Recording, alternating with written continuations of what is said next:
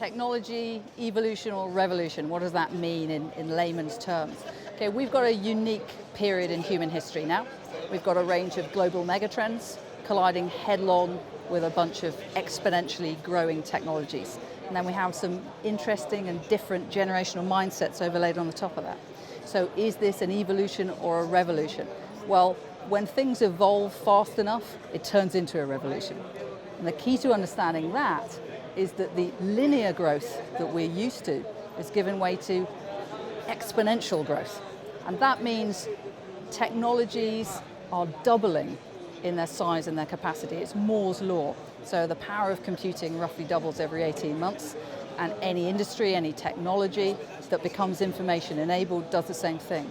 So if you think what that means in practice, it means that a technology which has 1% of the market today could have 100% of the market in 6 or 7 years.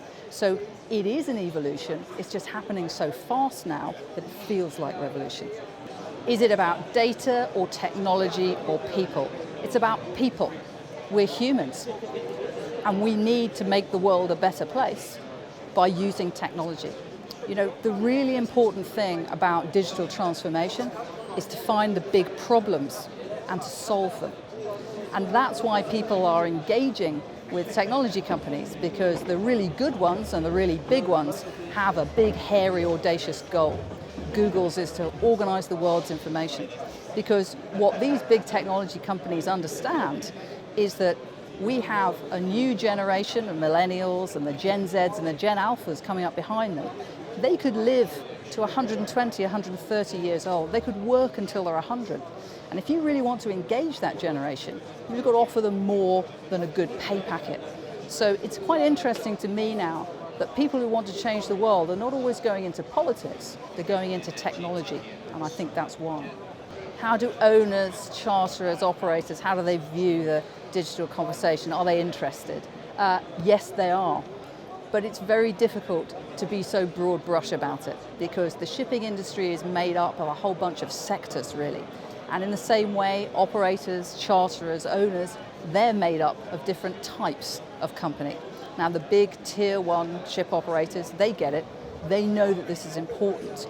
And they know that if they don't grasp hold of digital transformation and try and create a digital vision for their company now, then in a few years' time, it may be too late to catch those who do. In terms of charterers, you only have to look at what BHP Billiton are doing to understand that they are incredibly interested in digital transformation. But it comes back again to people. It comes back to solving problems. And if you can find a big enough problem, you've got a huge opportunity there if you can solve that problem. And everyone, if they are a charterer, an owner, an operator, a manager, can find big problems. We talked about people. How do our seafarers feel about the digital revolution?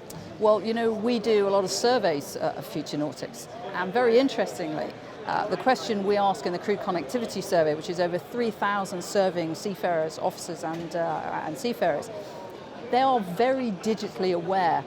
They're actually very digitally skilled.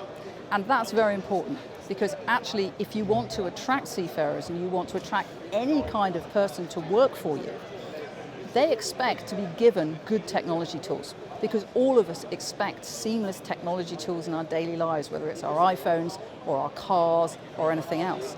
And if you expect seafarers to go to sea using equipment which they find is unwieldy, if the user interface is not very good, then they're going to struggle with that.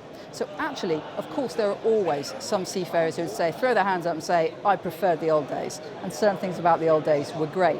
But the important thing is to make sure that we retain what was really good about the old days, and we use technology to amplify that, not to replace it. A great example is internet on board for crew. Now, a lot of owners and operators just allowed that freely. So people go and sit in their cabins, and you hear there's not the socializing on board.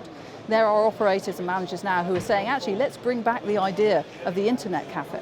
Yeah? So people come together on board and use the internet together. So it's about what do we want to achieve and how do we use technology to do that? And seafarers understand that as much as anybody else does.